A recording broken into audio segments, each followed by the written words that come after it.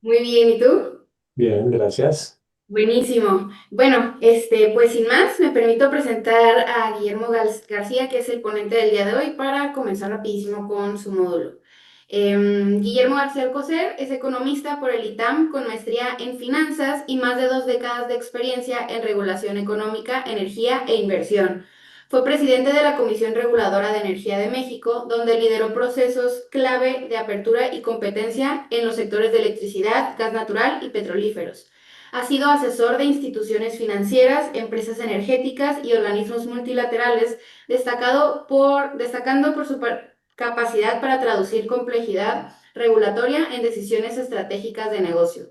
Actualmente es profesor en el ITAM, director de planeación institucional y consultor independiente.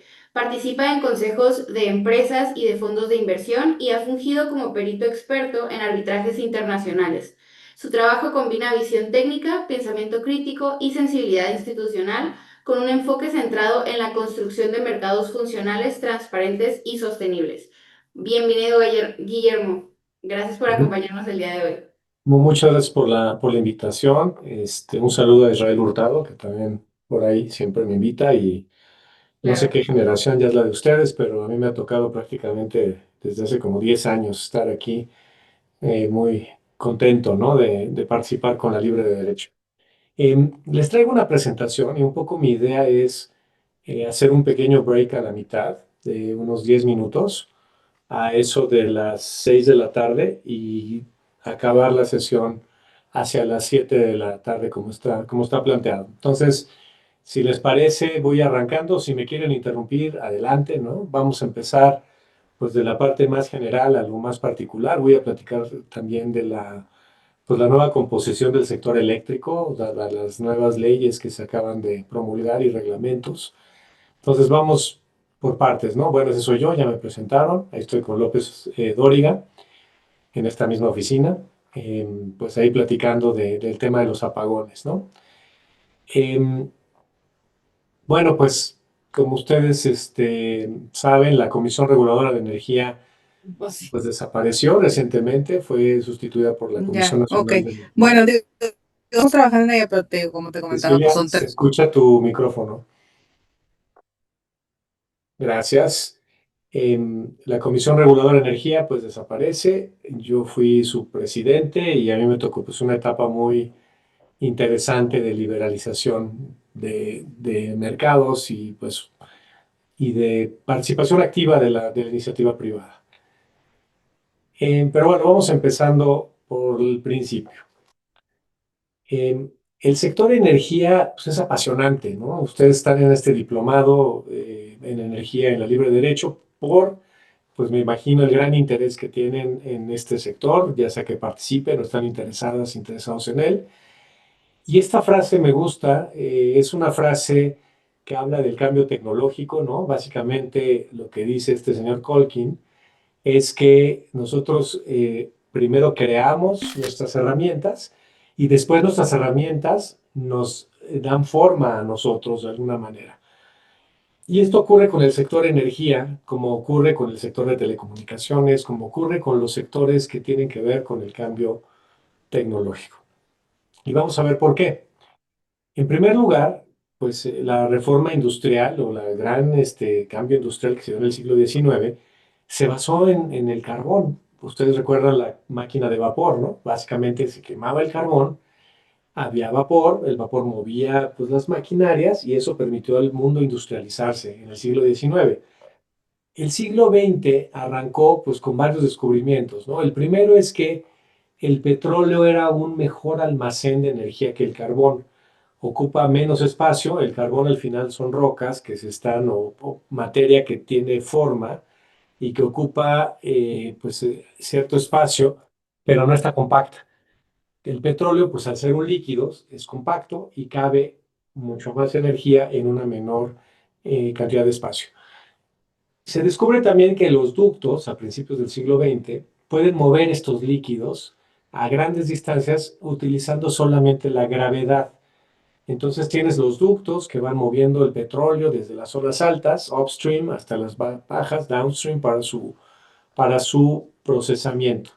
Y otro gran descubrimiento pues, es que aparece la electricidad a fines del siglo XIX, a principios del siglo XX se descubre que la electricidad se puede mover por grandes distancias.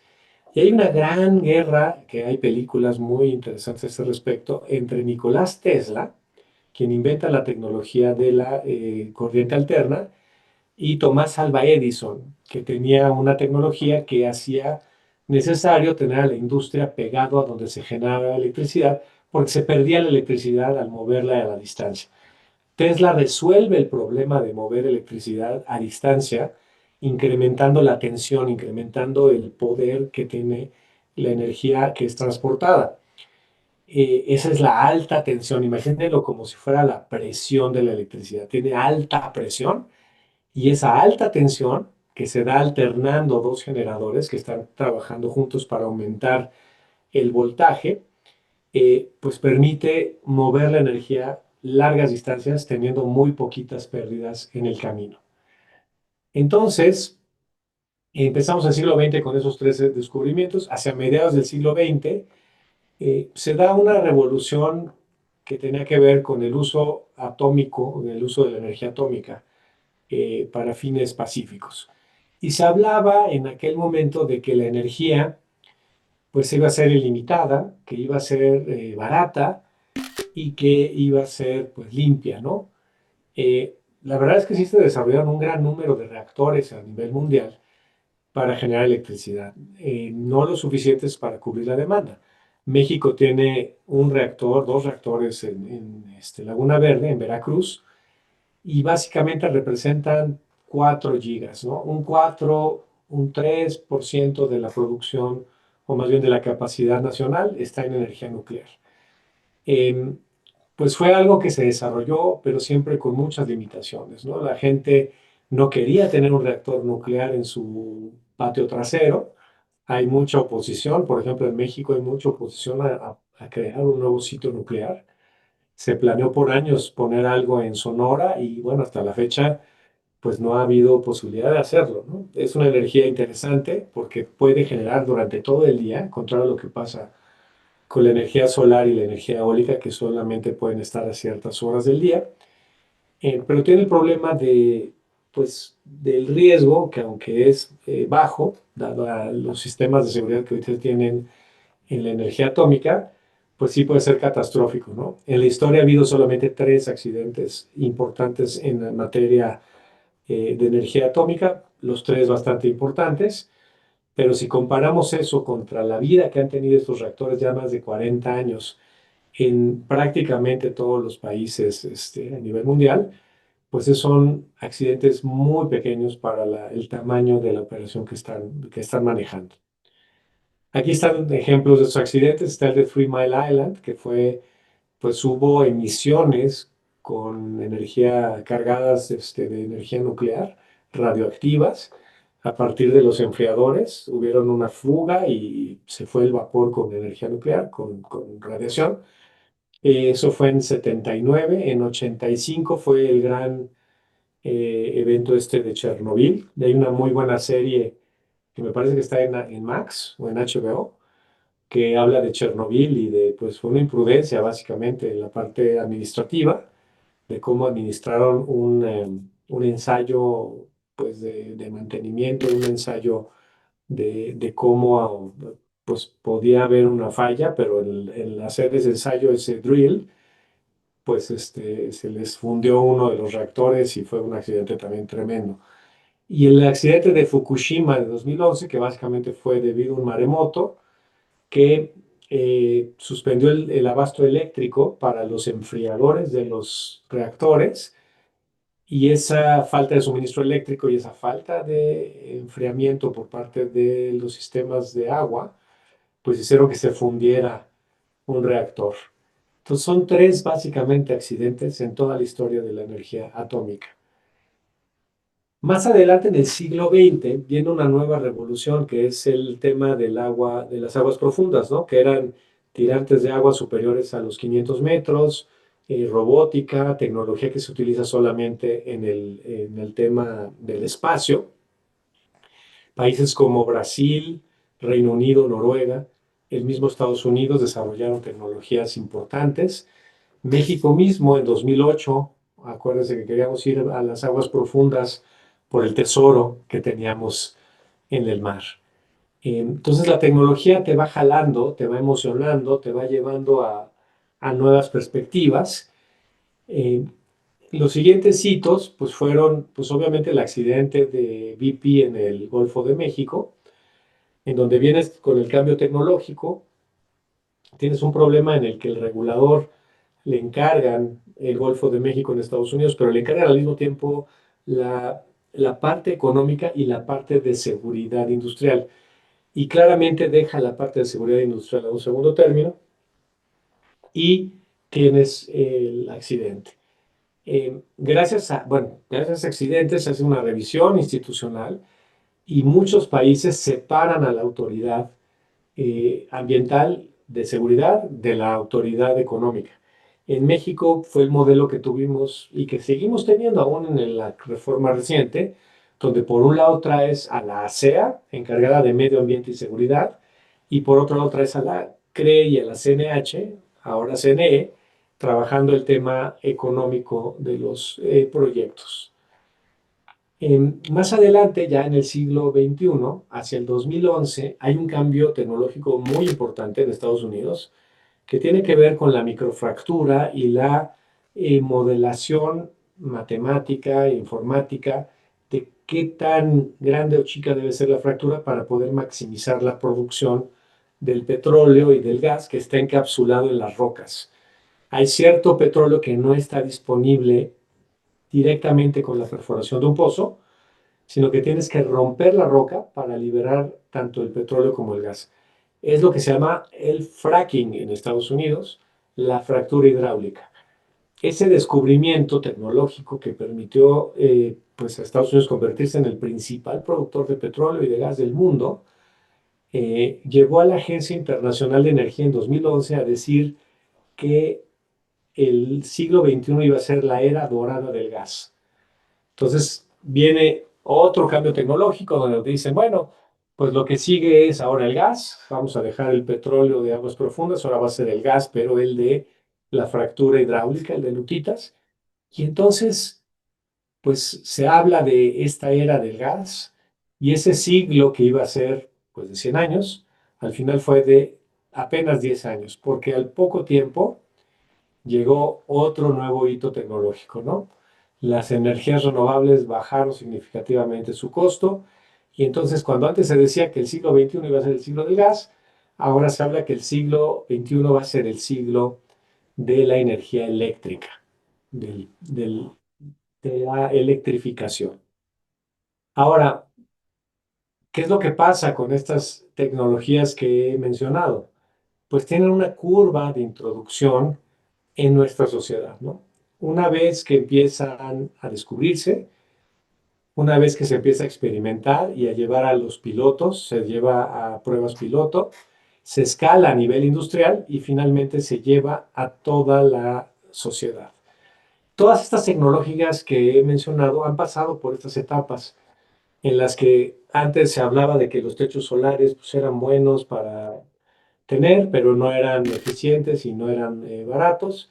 Hoy en día muchas casas, muchos negocios hoy están teniendo sus techos solares y esa tecnología pasó durante varios años por este proceso. Ahora, ¿en qué consiste esta electrificación? O sea, ¿cuáles son esas megatendencias de esa electrificación del mundo que estamos viendo?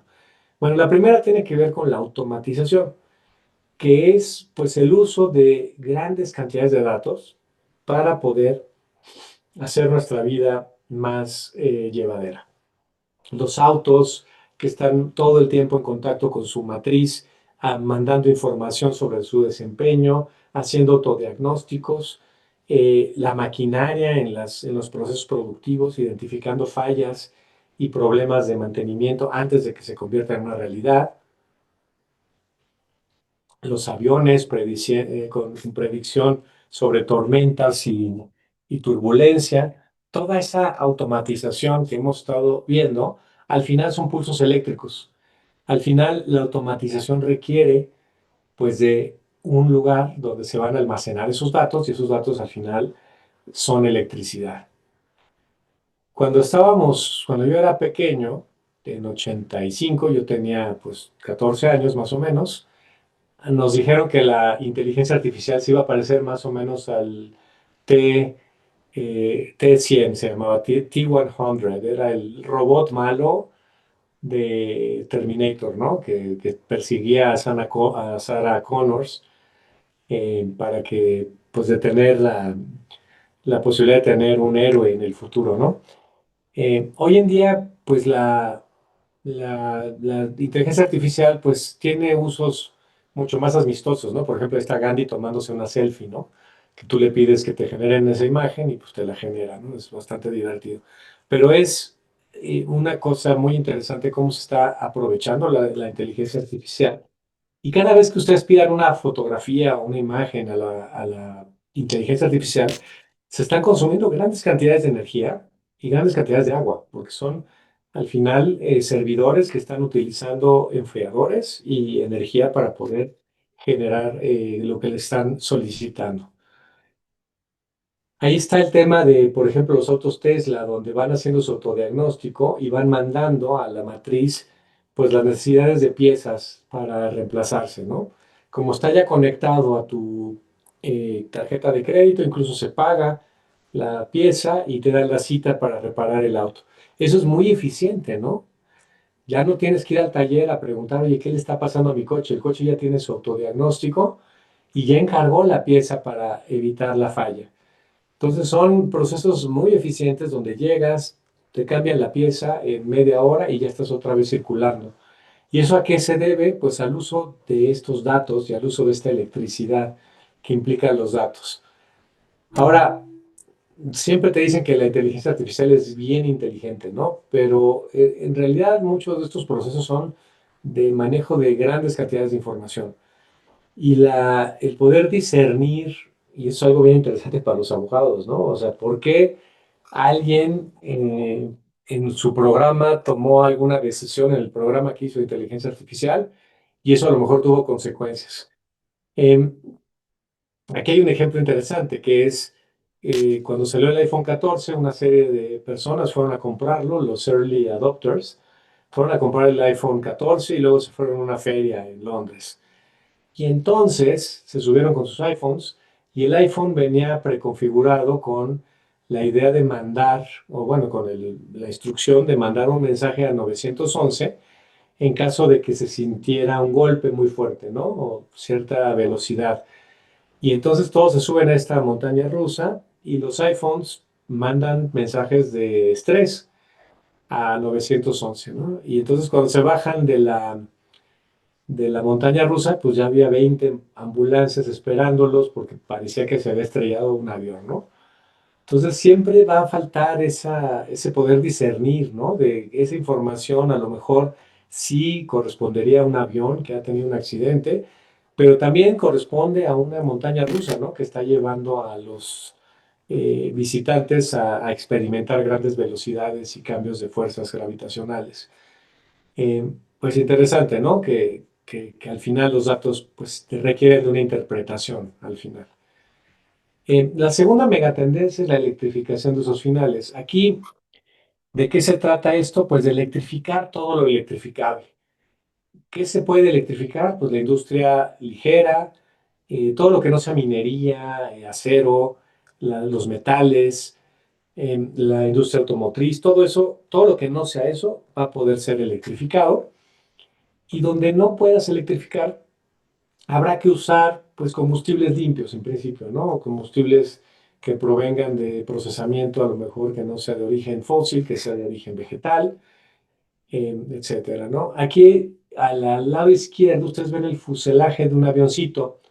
Este avión es un avión que vuela, en sus alas tiene paneles solares. Es un piloto que tiene un apellido que se llama Picard. Y si algunas veces ustedes vieron Star Trek, uno de los capitanes de esa serie de la segunda generación se llamaba Picard.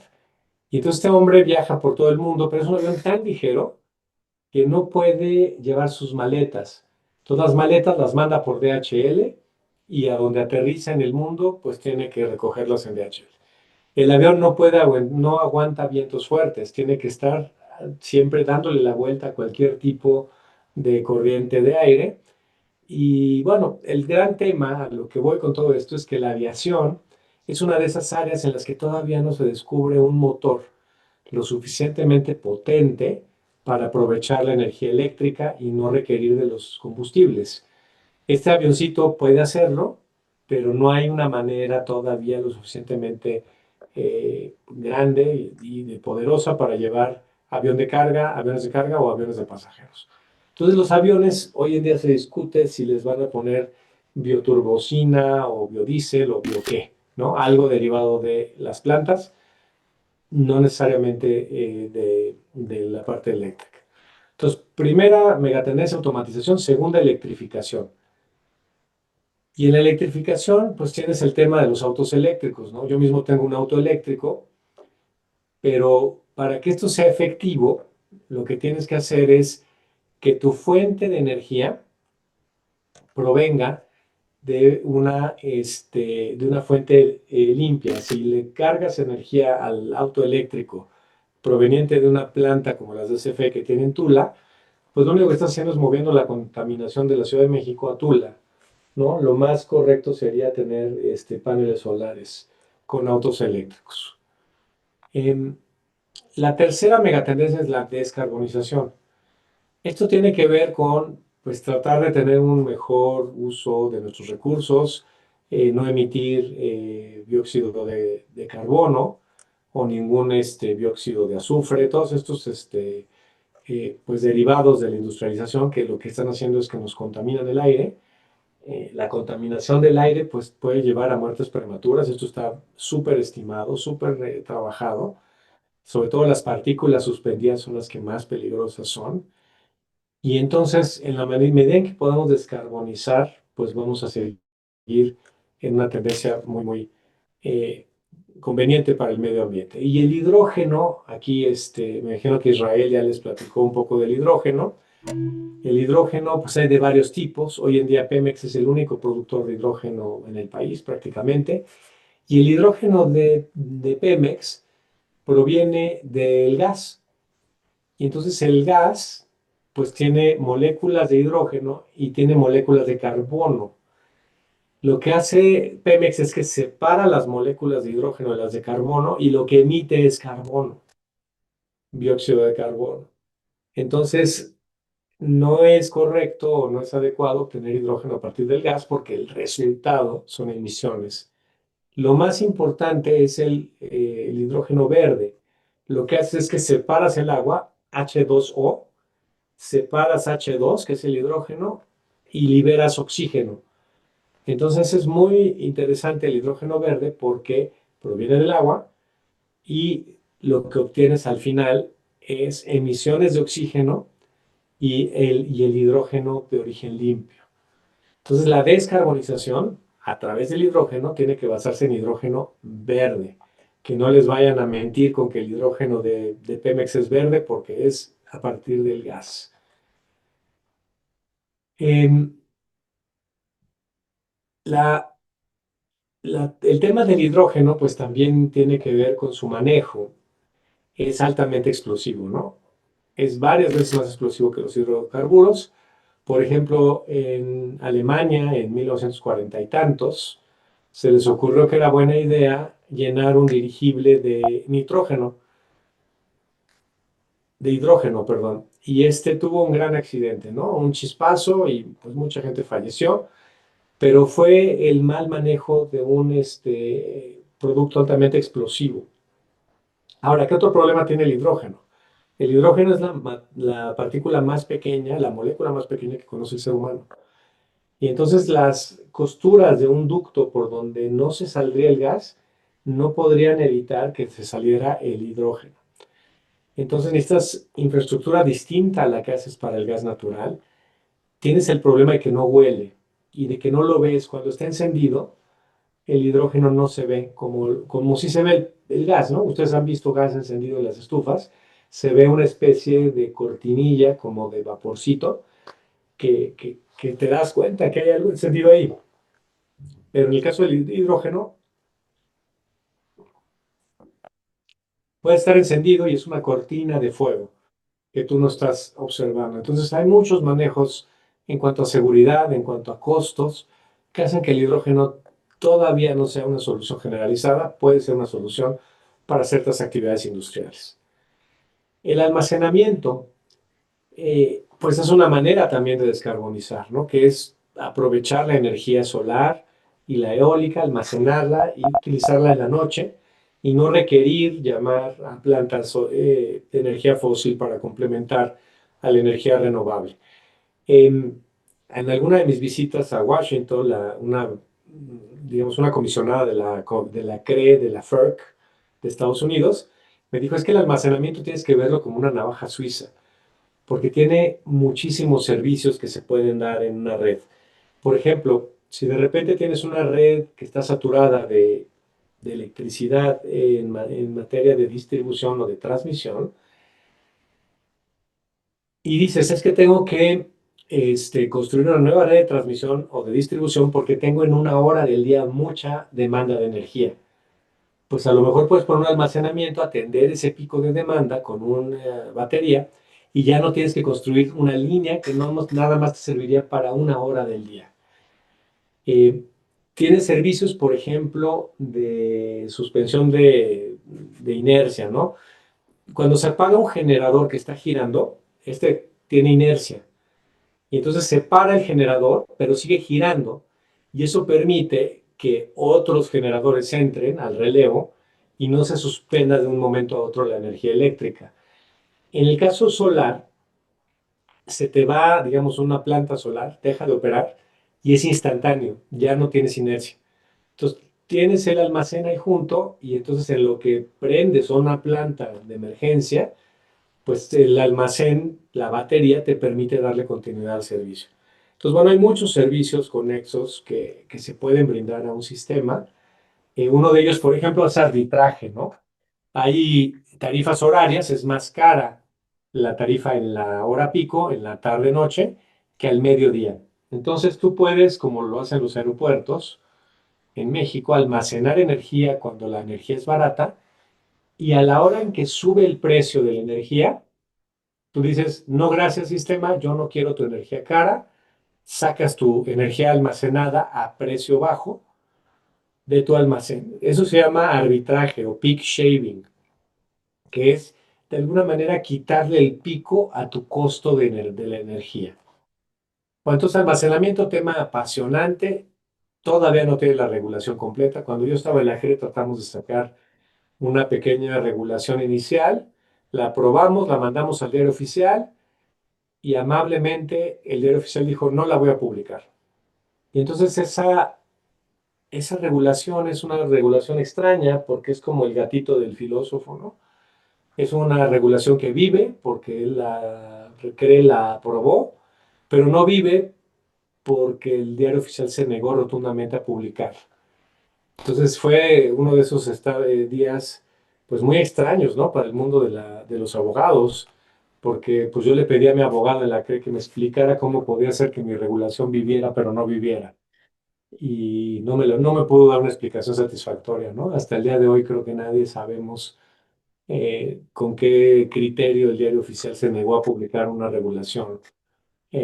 ¿Con qué criterio técnico? Yo entiendo el criterio político, ¿no? Pues querían bloquearnos, pero el criterio legal, pues no, ese no brilló por su presencia, ¿no? Em, las baterías han bajado mucho de costo, muchísimo, y tienen cada vez más capacidad. Entonces, esto es también un fenómeno interesante, como las otras tecnologías que les fui mencionando a lo largo del siglo XX y del XXI. Asimismo, está pasando con las baterías y con los generadores solares. Se están haciendo mucho más baratos. Bueno, la cuarta megatendencia de la electrificación se llama descentralización, que tiene que ver con que cada vez tienes consumidores más conscientes y cercanos a su materia, a su generación eléctrica y a su aprovechamiento. Los techos solares es un claro ejemplo de la descentralización. Yo pues en el techo un panel solar, entonces ya no requiero de un sistema monstruoso, gigantesco, nacional, Yo solo necesito mi techo solar y una batería para poder tener todos los servicios que se requieren en materia eléctrica. Entonces, la descentralización es el otro fenómeno. Tiene mucho que ver con el poder, pues, hacer incluso redes privadas de electricidad, donde te pones de acuerdo con tus vecinos, pones un techo solar y entre todos pagan la infraestructura y entre todos reciben la energía. Hay una serie de modelos matemáticos, informáticos que te permiten desarrollar estos modelos descentralizados. Blockchain, que es una plataforma que te permite certificar la integridad de la información. Blockchain, seguro lo han escuchado porque es la plataforma en la que se basa la criptomoneda Bitcoin. Entonces, ¿cómo sé que yo soy dueño de una criptomoneda, de una unidad de esa criptomoneda? Pues porque tengo una serie de bloques de computadoras que están repitiendo en todo el planeta que yo soy dueño de la Bitcoin denominada con este número y que cuando yo la venda, le voy a informar al propio sistema y el propio sistema va a hacer millones de copias de esa información. Entonces, cuando tú consultas, no es que alguien pueda modificar la información en millones de computadoras, sino que todo está encriptado y todo está cerrado para que sea un modelo de certificación que sea prácticamente inviolable. Entonces, ¿qué puedes hacer en descentralización? Red privada de energía. Por un lado, haces una especie de flujo de dinero donde dices quién me va a ir pagando y por el otro un flujo eléctrico, quién va consumiendo electricidad del techo solar. Y en ese sentido, pues se van complementando ambos proyectos. Ahora, casi nadie habla de la eficiencia energética, ¿no? No es sexy, ¿no? Vean los micrófonos que tienen los renovables y la electrificación, pero el tema de eficiencia energética es un tema que se relega. Y muchos desarrolladores llegan con las empresas y dicen, oye, te tengo que poner un techo solar o te voy a ayudar a poner una planta de gas chiquita y te voy a resolver tu tema eléctrico. El primer paso, siempre, siempre, siempre, siempre, es ver cómo está tu eficiencia energética. Si tienes los focos más modernos, si tienes los refrigeradores, los aires acondicionados, las calefacciones, que utilizan la menor cantidad de energía. Decimos en el sector siempre que es mejor y la más y que el mejor y más barata energía es la que no se genera. A esto le llamamos los no watts, ¿no? Siempre es mejor no utilizar grandes cantidades de energía, es mejor utilizar menos energía y es mucho más rentable que andar invirtiendo en energía renovable. Entonces, primer paso siempre va a ser la eficiencia energética. Ya que resolviste el tema de la eficiencia energética, entonces ya te preguntas, oye, ¿cómo voy a obtener mi energía? Y obviamente la energía más cara es la que no se tiene. Pregúntenle a la gente de Tabasco hace una semana que hubo grandes apagones a nivel estatal. Lo mismo en Quintana Roo. Entonces, ya que resolviste tu tema de cómo generar o cómo utilizar la menor cantidad de energía posible, te vas a buscar qué modelo de energía es el que puede funcionar.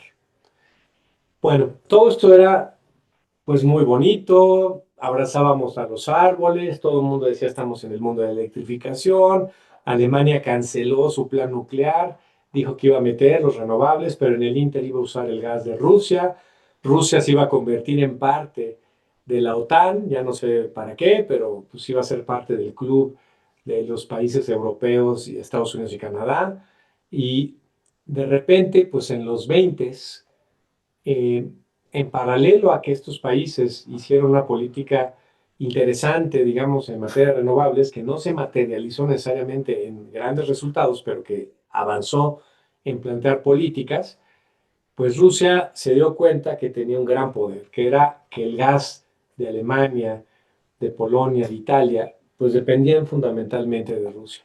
Entonces le empezaron a cerrar el gas, empezaron a jugar con los precios, invadieron Crimea, que fue la primera parte de la guerra con Ucrania en 2014 por ahí, y entonces empezaron a utilizar políticamente el gas. Entonces, un poquito el tema de los renovables es sí, hay que pues trabajar en ellos, pero creo que hay que ser realistas también en que no van a dejar de existir las energías fósiles. De hecho, si ustedes ven las predicciones de las agencias internacionales, la de energía o la de energía renovable, todo el mundo habla de que va a haber energía fósil necesaria hasta el 2050.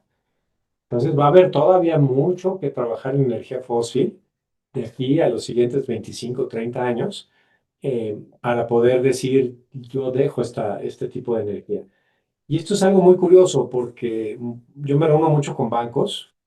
eh, de hecho, estuve en Nueva York la semana pasada con Bank of America y con Citi, y la anterior estuve con HSBC, y tienen una política de no invertir en fósiles, en energía fósil. Pero pues yo les digo, miren, pues hagan un portafolio balanceado, pero la realidad es que alguien va a tener que invertir en energía fósil porque la energía renovable nunca va a ser suficiente hasta 2030, 2050, para poder, 2050 más bien, para poder pues tener una mayor presencia, ¿no? Y luego también está este señor que ya llegó a la presidencia de Estados Unidos y que dice que vamos a meterle o que le van a meter muchísimo al drill, a la perforación. Drill, baby, drill, dice. Entonces, todo un movimiento de renovables, de electrificación, de reducción de costos, pues va a ser de alguna manera pues acotado por Estados Unidos en el sentido de que ya está suspendiendo apoyos importantes que se tenían a la energía renovable a través del IRA, que era un programa para combatir la inflación que tenía anidado un componente muy importante de inversiones en el sector eléctrico. Entonces, bueno, pues el tema va a ser importante en el sentido de tener pues esa convivencia entre fósil y renovable. Ahora, ¿por qué digo que lo renovable pues está avanzando pero no a la velocidad adecuada? Lo que le pasó a Alemania. Aquí Bloomberg, por ejemplo, hace esta gráfica que ven a la izquierda donde dice, pues vamos a ver cómo va el fondeo para hacer el cambio que el mundo está pensando de tener pues emisiones netas de cero para 2050. ¿Qué quiere decir net zero? Quiere decir que en promedio no vas a incorporar a la atmósfera más contaminantes. En promedio, quiere decir que va a haber algunas contaminantes, pero vas a poner árboles o vas a capturar esos contaminantes y los vas a reinyectar en la tierra. Entonces, el net zero no quiere decir que no vayas a contaminar, quiere decir que en promedio no vas a contaminar.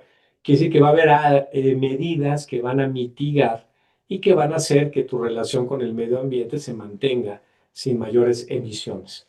Entonces, aquí dice Bloomberg, New Energy Finance, que es una plataforma de información.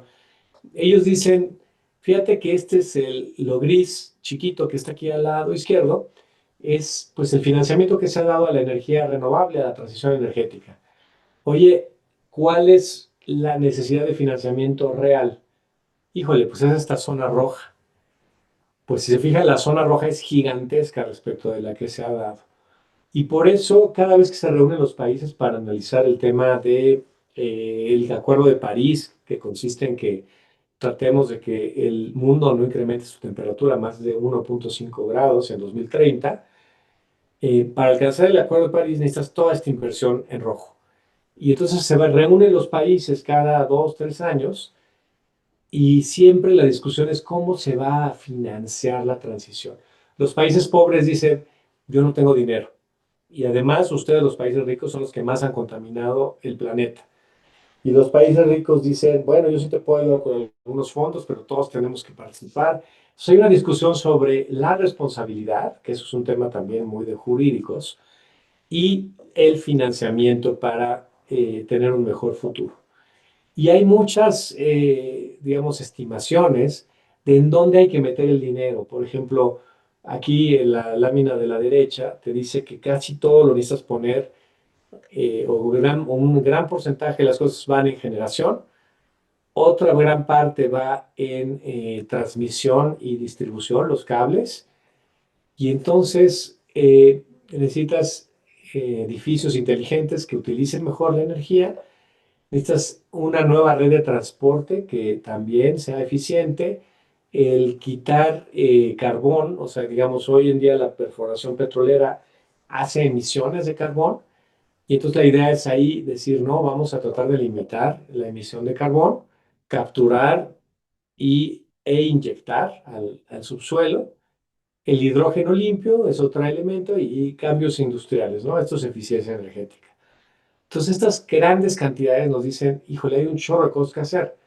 Aquí la Agencia Internacional de Energía nos dice, oye, si quisiera alcanzar la meta de no incrementar la temperatura en 1.5 grados, como dice el Tratado de París, para el 2030 yo tendría que tener 3 veces las instalaciones renovables que se observaron en el 2022. 3 veces el esfuerzo que se ha hecho en más de 30 años, pero ahora solamente en 8, 7 años. O tal vez menos, ya 5 años, ¿no? Ya estamos en 2025. Esto no ha avanzado mucho. Necesitamos mejorar la energía, el uso intensivo de la energía, la intensidad energética. Esto tiene que ver con la eficiencia energética. Lo que dice la Agencia Internacional de Energía es que tenemos que duplicar la calidad de nuestra eficiencia energética. Quiere decir que si hoy tenemos refrigeradores eficientes, necesitamos refrigeradores que sean el doble de eficientes que los que ya tenemos al día de hoy. Esa tecnología todavía no existe y hay que desarrollarla. Hay que disminuir en un 25% la demanda de energía fósil. Esto implicaría pues que un 25%, por ejemplo, del parque vehicular y de los aviones pudiera utilizar otros elementos que no fueran energía fósil. El tema del metano, que son las emisiones que se tienen de la producción petrolera, se tendría que reducir en 75%. Y aquí dice, bueno, la inversión en economías emergentes tendría que triplicarse también, pues consistentemente con lo que dijimos en la primera vez. Pero esto es un poco diciendo, si no se resuelve el tema del financiamiento y la ejecución de una estrategia de transición energética, pues no vamos a cumplir con el Tratado de París, básicamente. Y hoy cada vez es más difícil que vayamos a cumplir con ese Tratado de París. Ahora, ¿por qué es tan difícil todo esto? Pues porque hoy en día el 72% de la energía eléctrica del mundo se genera a través de energía no renovable y solamente 27% es renovable. Pero de ese 27%, la mitad más o menos son hidroeléctricas. Y esas hidroeléctricas, pues ya no las puedes hacer. ¿Por qué? Porque una hidroeléctrica implica, pues, que vas a detener el cauce de un río, lo vas a poner en una presa y aguas abajo, la gente probablemente ya no va a tener acceso al agua. La fauna, la flora cambia porque el agua ya no baja al ritmo que tendría que bajar. Entonces ya no se considera tan adecuado hacer estos grandes proyectos de presas hidroeléctricas. Entonces, quitamos la mitad de 27, un poquito más, y nos queda más o menos un 11%. Aquí es donde puede haber mucho crecimiento, pero otra vez, le vas a pedir al 11% que se convierta en el 100, necesita multiplicarse por 10 veces para poder cumplir con la misión. Entonces, ¿cuánto representa el viento? 5.9, solar 2.8, bioenergía 2.2, geotérmica 0.4. Entonces, todo esto tendrá que crecer exponencialmente para poder cumplir con las metas de París. Y las cosas son interesantes porque los costos de estas energías han bajado significativamente. Fíjense en 2010. En 2010, esta franja gris es la generación eléctrica a partir de energía fósil. La energía solar, por ejemplo, estaba siempre en promedio, pues por encima del costo de energía fósil. En los primeros años de los 2000 se daban subsidios a la energía renovable. Alemania, España, Italia dieron grandes estímulos. México mismo dio el porteo verde para estimular la energía renovable. ¿Qué pasa? Pues que hay un cambio tecnológico y ahora la tecnología solar fotovoltaica está en un nivel muy competitivo con la energía de origen fósil. Lo mismo está pasando con otras tecnologías como el viento, por ejemplo, el viento en tierra, en lugares que no es el mar, ya está más barata la energía que la que se puede generar a partir del gas. Entonces, en ese sentido, pues vas viendo cómo estas tecnologías van mejorando, ¿no? Ahora, vamos entrando un poquito al tema de México. En México, pues estamos sufriendo de apagones. Les deseo que la semana pasada Tabasco y Quintana Roo tuvieron un apagón. Hace un año 21 estados se desconectaron por más de un día del sistema eléctrico. ¿Y qué es lo que está pasando? Pues, miren una caricatura, ¿no? Dice, todos a celebrar la soberanía energética del bienestar, ¿no? Que es un poquito, pues, una crítica al modelo, ¿no? En el cual los privados no pueden participar y CFE no tiene las herramientas para poder responder. Bueno, ¿qué pasó el año pasado? En el mes de mayo, precisamente, se tuvo un incremento en la demanda muy superior a lo que se había visto en los últimos años. En la línea azul, este es un dato que me pasó la gente de Citi, en la línea azul, pues es el promedio de 2019 a 2023. Esta línea azul oscuro es la observada en 2024 y lo que está en la zona azul clarita es el rango, el máximo y el mínimo observado en los distintos años que están ahí graficados. Entonces se fijan, la línea azul oscuro rebasa el máximo observado en los años previos. Y eso implica que pues fue algo inesperado, ¿no? No fue gigantesco, pero sí fue lo suficientemente grande para sacar de operación al sistema eléctrico. En la CRE establecimos lo que llamamos un margen de reserva, que quiere decir que 6% de las plantas en cada región tienen que estar disponibles para acudir en caso de una falla. Como pueden ver en mayo, en promedio, en los días que hubo afectación, se volaron ese límite. No teníamos suficientes plantas listas en promedio en esos días. Que en promedio esto no se haya comido el 6% no quiere decir que en bastantes horas estuvimos en cero margen de reserva. Y eso inmediatamente te lleva al apagón. Cuando tienes más demanda que oferta, te tienes que suspender el suministro porque ya no tienes posibilidad de equilibrar la energía suministrada. ¿Qué pasó hace una semana? Hace una semana ya estábamos en los niveles, antes de que empezaran las lluvias, ya estábamos casi en los 52 gigas o 51.292 megawatts, que fue lo que detonó los apagones del año pasado. ¿Qué está pasando este año? Este año el SENACE, el operador eléctrico, lo que está diciéndole a los grandes usuarios es, híjole, ya está la demanda muy alta, desconéctate. Oye, pero tengo mi proceso productivo, desconéctate, porque si no te desconectas, te desconecto yo y vamos a tener un problema porque puede haber un apagón en toda tu región. Entonces, hoy en día están administrando esto bajo el principio de escasez, de decir, como no hay privados y como nuevos y como no hay CFE que esté invirtiendo de manera suficiente, ¿por qué no desconectamos a los grandes usuarios para que el resto de la población no tenga un apagón? Pues eso se llama economía de guerra. Eso se llama economía de lo escaso, de la escasez.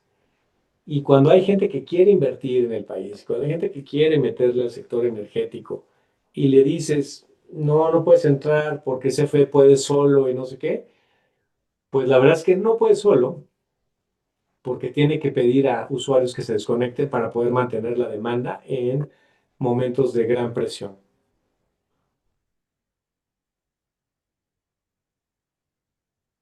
¿Por qué tenemos estos elementos de presión a lo largo del tiempo? Miren, es como que muy sencillo. Hay que pensar que México se está tecnificando, se está industrializando, estamos metiendo centros de datos, industrias cada vez más intensivas en información y en aparatos y en máquinas que requieren energía.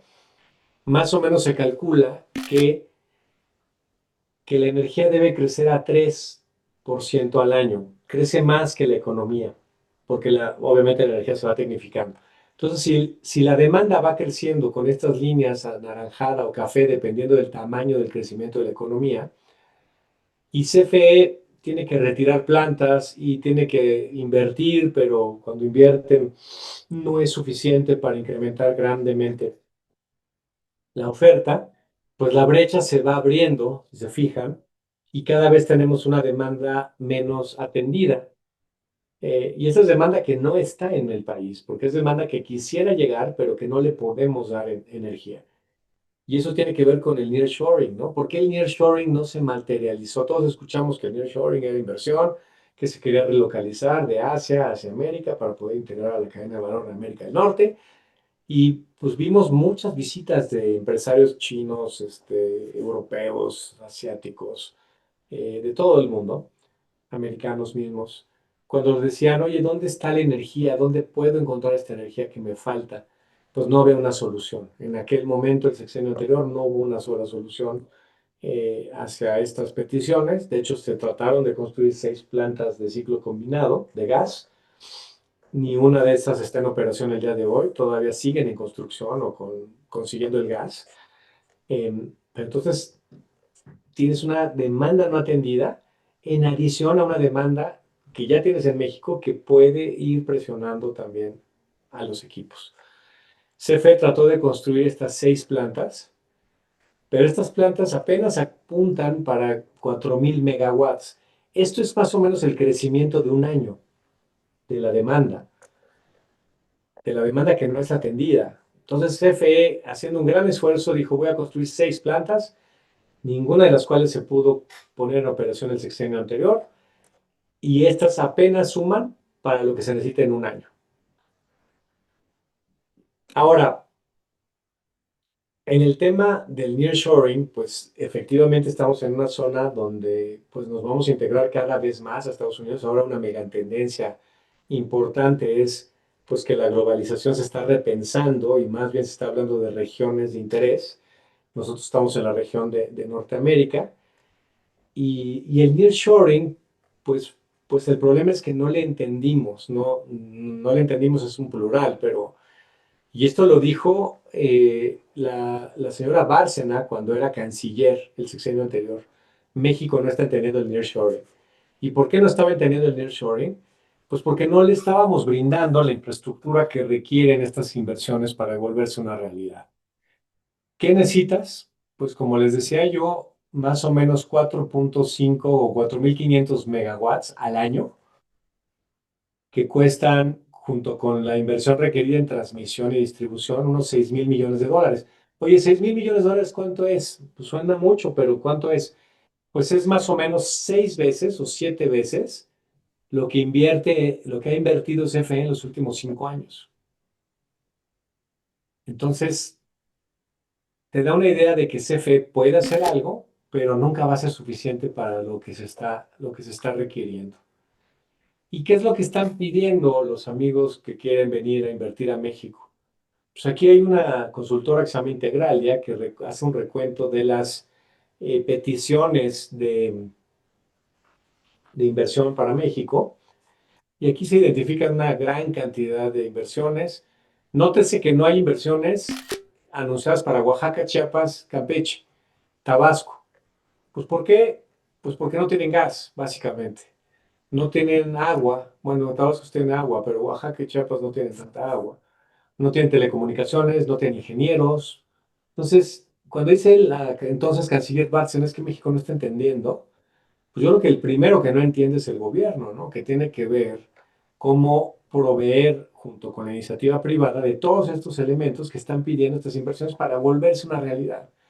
Si hace 5 años hubiéramos aprovechado el nearshoring, ahorita tendríamos un milagro mexicano en términos de crecimiento, empleo, desarrollo.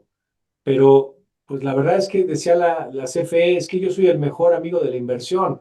Pues a lo mejor era el mejor amigo de la inversión, la empresa, pero no daba un solo milímetro de energía a quien le estaba solicitando en esa energía. Además, estaban pidiendo energía limpia. Cuando CFE lo que está construyendo son puros ciclos combinados, que es gas natural.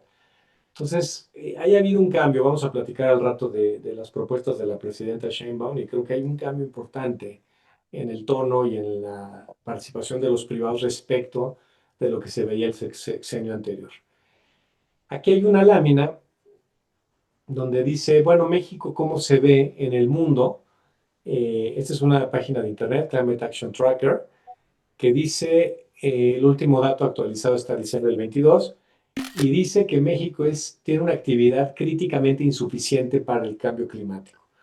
Entonces, tú dices, ¿cuáles son sus políticas? ¿Cuáles han sido sus políticas? Pues en realidad emitir cada vez más. CFE está quemando cada vez más combustóleo. No estamos controlando las emisiones de Pemex en la exploración y extracción de petróleo. Entonces, ¿qué dice? Si todo el mundo hiciera lo que México hace en política pública, la temperatura del mundo se incrementaría en 4%. Acuérdense que la meta era que la temperatura global no se incrementara en más de 1.5. Incrementar la temperatura del mundo en 4 grados implica vivir bajo el agua. Implica esa película de los 80s que era Aqua World, el mundo acuático, donde todo el mundo vivía allá bajo el agua y, bueno, más bien bajo el agua, no, en barcos, porque no tenían cómo respirar bajo el agua. Pero es gravísimo, ¿no? Que nos cataloguen así es gravísimo. Eh, Esta es la primera parte de la presentación. Si quieren, nos vemos ahorita a las 6:10. Levanten las piernas, caminen un poquito y ahorita seguimos, ¿sale? 6:10.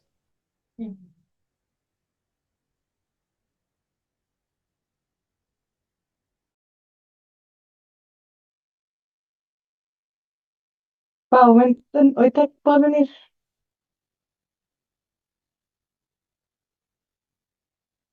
Hay que mandarle por favor estos bullet points a Alicia Weinstein, de que es como que, Alicia, como lo que acabamos de, como platicamos hace rato. Cecilia, Cecilia, tu micrófono está abierto.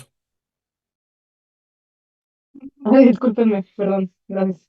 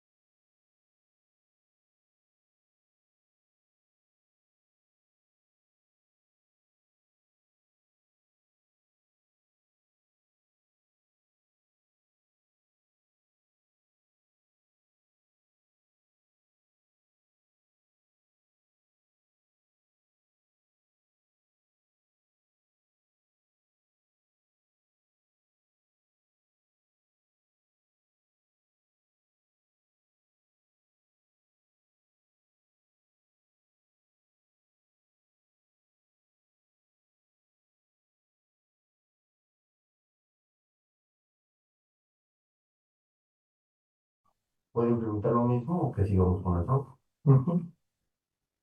Queda a su criterio. No, vamos a continuar con el SAO, pero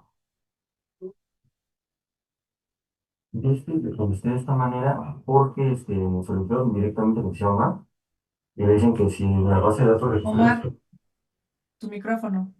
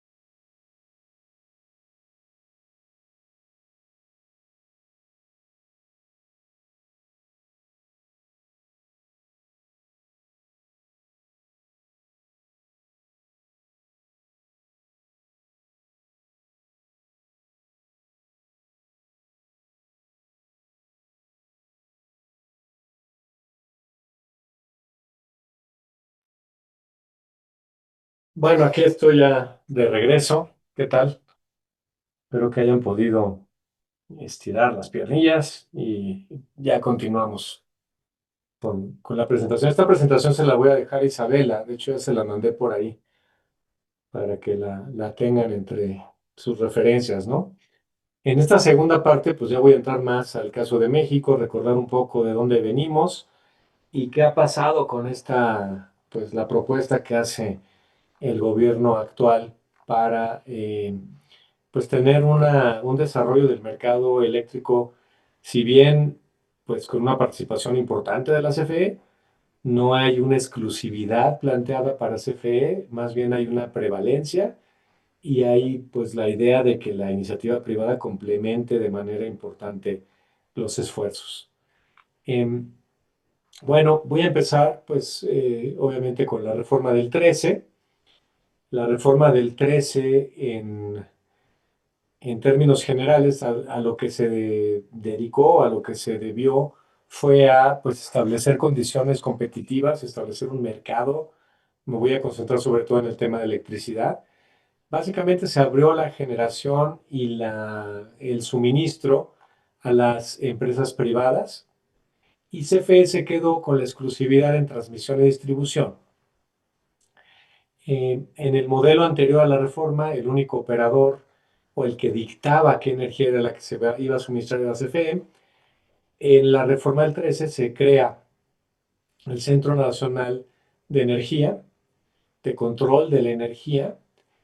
El SENACE como un operador independiente, ¿no? Es quien va a decidir quién prende qué plantas y que éstas siempre sean las de menor costo posible.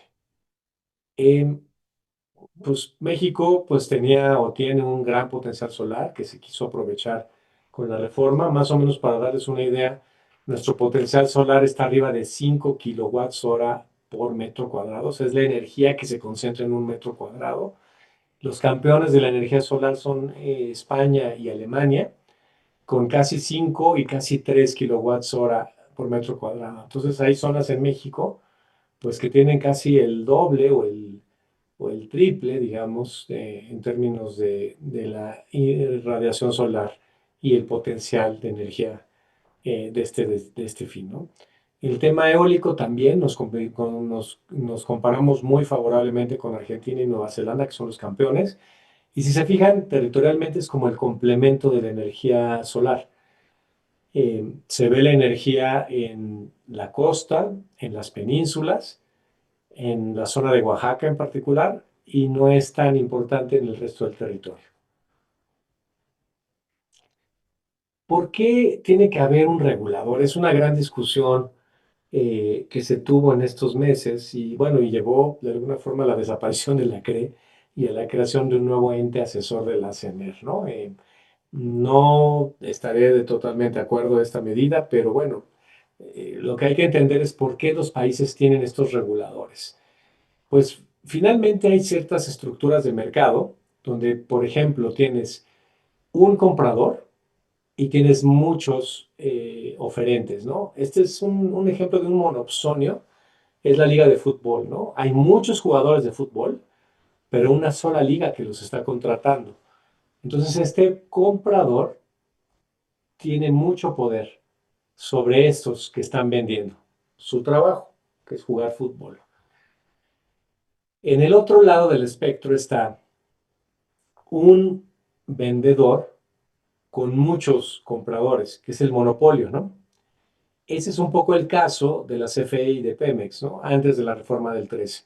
Tenías una actividad casi monopólica y entonces el monopolio pues tiene eh, un incentivo a incrementar el precio y a disminuir la cantidad. Eso se estudia en economía y el regulador, la autoridad de monopolios, lo que va a tratar de hacer es incrementar la cantidad y disminuir el precio para que la sociedad esté en una situación mejor. ¿Por qué se crean estos monopolios? Por ley, por ejemplo, en México hasta 2013 y luego después de 2025 vuelve a nacer una especie de monopolio en Pemex. En CFE pues se mantiene ese monopolio en la transmisión y la distribución, nunca se quitó. Telmex pues tuvo un monopolio en telefonía fija hasta 2003. Se le dieron 10 años de mantenerse en monopolio después de la privatización.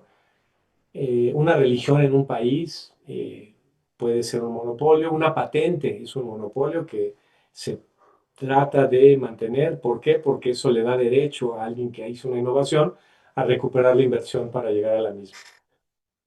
Entonces hay monopolios por ley, pero hay monopolios también por un tema económico. Los ductos son monopolios naturales. ¿Qué quiere decir un monopolio natural? Quiere decir que mientras más grandes haces las infraestructuras, más barato te sale el costo unitario. Imagínense pues, los reales recipientes en los que te venden los productos en el Costco o en el Sam's Club. Tú vas al Costco y te dan un detergente que está metido en un bote que es gigantesco. Lo que pasa ahí es que el costo del recipiente crece muy poquito respecto del volumen que puede manejar. Y entonces a un mayor volumen de detergente le estás cobrando cada vez un costo menor de su paquete, de su recipiente. Eso pasa con los ductos. Mientras más grandes son los ductos, el costo crece muy poquito por poner un diámetro más grande en un ducto y el área al interior del ducto crece exponencialmente.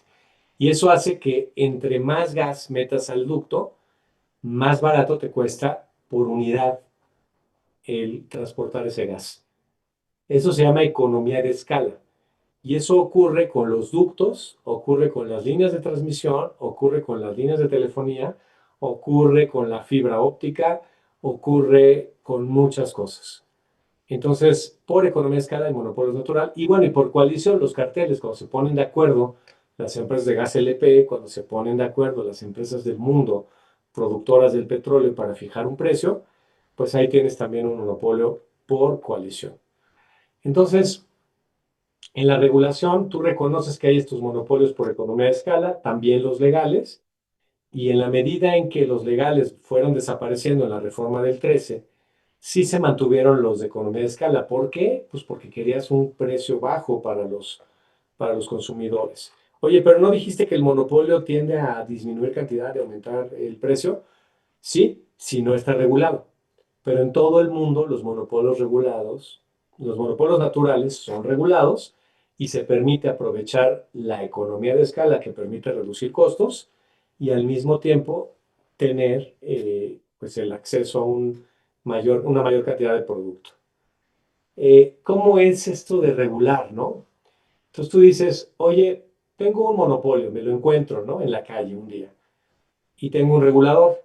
Entonces, ¿qué puedo hacer para que ese monopolio pues trabaje para la sociedad?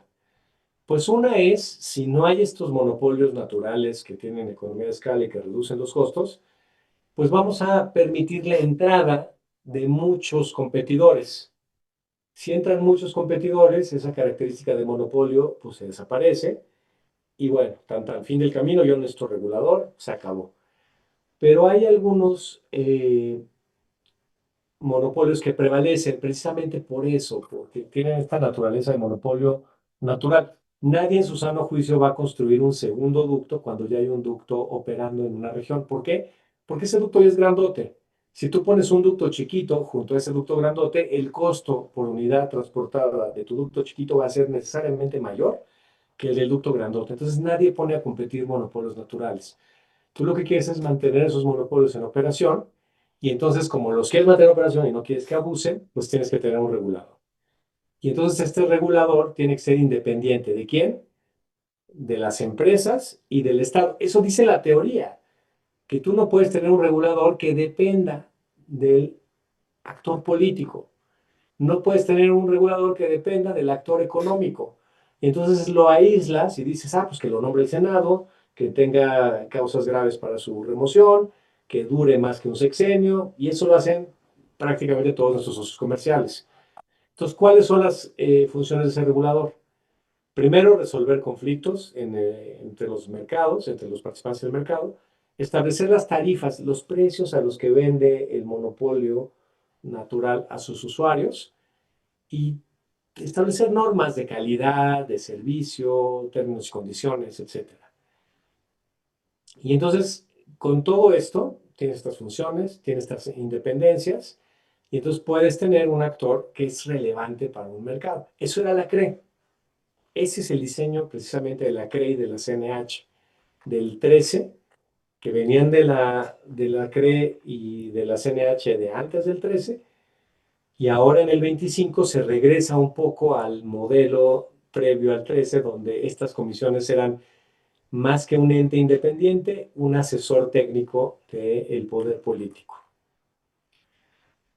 Bueno, las tarifas, pues cómo se determinan las tarifas, eso es interesante, ¿no? O sea, ¿qué es lo que hace un regulador para determinar las tarifas? Como les dije, un monopolio natural no puede establecer precios. ¿Por qué? Porque tiende a poner precios altos y eso es en contra del ciudadano y del consumidor. Entonces tú lo que dices como regulador es, a ver, platícame cuál es tu plan de negocios. ¿Cuánto piensas vender? ¿Qué volumen? ¿A quién se lo vas a vender? ¿Cuánto vas a invertir? ¿Cuánto necesitas de capital de trabajo? ¿Cuánto de inversión? Y entonces haces un modelito donde dices, oye, por todo lo que me platicaste aquí, yo entiendo que tienes que recuperar todos estos costos que tienen que ver con la depreciación, con la operación, mantenimiento, con los impuestos, y luego te quiero dar o te debo dar un rendimiento razonable sobre la inversión, porque nadie mete su dinero para solamente salir al costo. Entonces, tarifas van a ser recuperación de costos más un rendimiento razonable. Y eso se determina regulatoriamente, lo determina la autoridad. Oye, pero es que el monopolio natural, el dueño del ducto quisiera determinar su propio precio. Pues en la medida en que decidió participar en un negocio que solamente tiene una infraestructura por ser monopolio natural, pues tiene que acatar lo que dice el regulador. ¿Cómo funciona la revisión de tarifas o cómo debería funcionar? Pues determinas esa tarifa inicial, la dejas fija por 5 años, solamente ajustando por inflación, y en el año quinto pides un nuevo plan de negocios y dices, oye, ¿cómo te fue? ¿Cómo te va a ir? ¿Qué piensas que vas a atender ahora? ¿O qué vas a expandirte? ¿O a dónde te vas? Y a partir de esa información, publicas un nuevo cálculo de tarifas. Así funciona en todo el mundo y esta es la actividad, yo creo que más importante que tiene un regulador económico, fijarle un precio al monopolio. Eh, Hay pues como que varias técnicas para establecer esa tarifa. Puede ser un tema de cost plus, que cost plus lo que dice es tu monopolio natural, ducto, dime cuáles son tus costos, te los tomo por buenos y le meto un margen a ese costo. Ese tiene el problema de que te pueden blofear, te pueden engañar sobre el costo y entonces estás piramidando el rendimiento sobre un costo inflado exageradamente. Alguna vez me acuerdo que en algún ducto nos dijeron, mira, necesito hacer supervisión del ducto. Dijimos, perfecto, tienes que hacer supervisión del ducto. Oye, necesito unas camionetas. Perfecto, compra unas camionetas. Al tiempo regresan y nos dicen, compramos una Land Rover. Y le dijimos en la CRE, a ver, esas Land Rover pues son bonitas, ¿no? Son inglesas, tienen pues doble tracción, cuatro, ¿no? Y 6 cilindros y no sé qué. Y le dijimos, oye, ¿por qué no compraste unas taquitas de Nissan que cargan un elefante, ¿no? Había unos anuncios que cargaban un elefante. Y entonces dice, no, es que la verdad es que son más cómodas las Land Rover. Perfecto, qué bueno que compraste una Land Rover. Bien por ti. Pero lo que te voy a reconocer en tu pliego de costos es unas taquitas de Nissan. Ah, pero yo compré Land Rovers. Perfecto. Eso que compraste en exceso a las taquitas de Nissan, pues es un reparto de utilidades, básicamente. Yo no tengo por qué cargarle como costo un lujo que te quisiste dar. Y entonces estás peleando como regulador con el regulado porque tienes que meterte a la contabilidad y todo el rollo y todo el rollo. Pero eso se ha ido sofisticando y ahora pues lo que hace es que se establece en México y en el mundo no una contabilidad de costos, sino se establecen esos precios a partir de costos generales agregados que no van al detalle, ¿no? Que no te permiten o que no te llevan a estar pues enfrentado a un problema de engaño, ¿no? Entonces tú dices, ¿cuáles son tus costos generales? Vamos haciendo una estimación, cuáles son los benchmarks internacionales de costo para realizar esta misma actividad y yo te establezco un precio máximo y ese precio máximo ya tiene incorporada la rentabilidad. Bueno, hay una explicación de por qué es mejor el precio máximo. El segundo elemento de necesidad de un regulador es, pues, la separación, ¿no? De repente hay una integración en muchas actividades. Imagínense que Pemex se integra en todas sus actividades y sus competidores, pues, solamente tienen una parte de la cadena de valor. Pemex tiene la posibilidad de hacer subsidios cruzados, que tiene que ver con que un área muy rentable puede subsidiar a una que no sea tan rentable para sacar del mercado a su competidor en ese pedacito, en ese tramo de la cadena de valor. Entonces, la COFESE y la CRE en México tenían facultades para separar en actividades toda una cadena de valor y poder transparentar al consumidor que si alguien les va a ofrecer un servicio de comercialización de hidrocarburos, un servicio de generación eléctrica, un servicio de suministro eléctrico, esa cadena de valor estuviese separada, estuviera a mercado y ahí pudieras comparar cuánto ofrece Pemex CFE versus un privado. Esta separación, pues es de la más sencilla, que es, oye, ¿por qué no tienes contabilidad separada de las actividades? La siguiente es, oye, ¿por qué no separas la operación de las actividades? La tercera es, ¿por qué no constituyes empresas que separen las actividades? Y la última, la más fuerte, la tenía COFES, esa no la tenía la CRE, es, ¿por qué no separas la propiedad? Vendes parte de tus activos para poder ejercerlos de manera competitiva. Los reguladores de mercado nacen, de hecho, separando a Rockefeller, a sus empresas petroleras que se habían integrado verticalmente a principios del siglo XX. Y la actividad regulatoria que luego fue avalada por la Suprema Corte de Justicia y fue una pelea de muchos años con Rockefeller, pues fue porque se ordenó separar a una empresa nacional de petróleo en regiones y en cadenas de valor. ¿Y eso para qué? Pues para hacerlas competir, para hacerlas en actividad. Si se fijan, ahora, ya platicaremos un poco, CFE se volvió a integrar, ya la habíamos separado para que pudiera pues tener elementos de competencia frente a terceros. Ahora con la reforma del 2024 y 2025, CFE se vuelve a integrar, Pemex se vuelve a integrar también. Y entonces cuando me preguntan, oye, ¿tenía sentido esto? Pues sí, sí tiene sentido, porque estábamos pensando en un mundo en el que querías que hubiera competencia con la empresa estatal. Esa premisa, pues se está perdiendo, se está agotando en términos de política pública, y bueno, se perdió aquí una facultad muy importante de poder comparar contra otros proveedores, ¿no? Otra Otra facultad del regulador, por ejemplo, es obligar a todo, como son monopolios naturales, este ducto que les menciono es el único que lleva gas, digamos, de Tamaulipas a Nuevo León.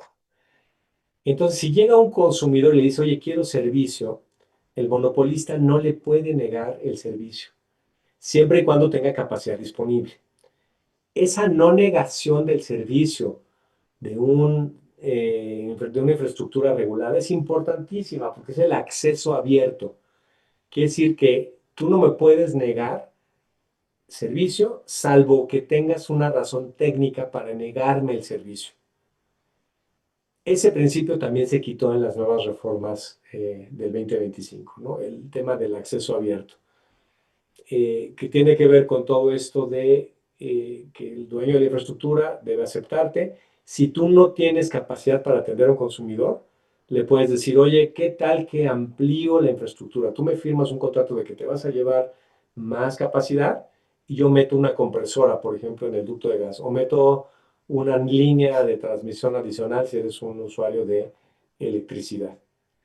Eh, la regulación, pues tiene que ver con este de que les decía yo del acceso abierto, la posibilidad de que, por ejemplo, en Telecom te permitan tener usuarios adicionales.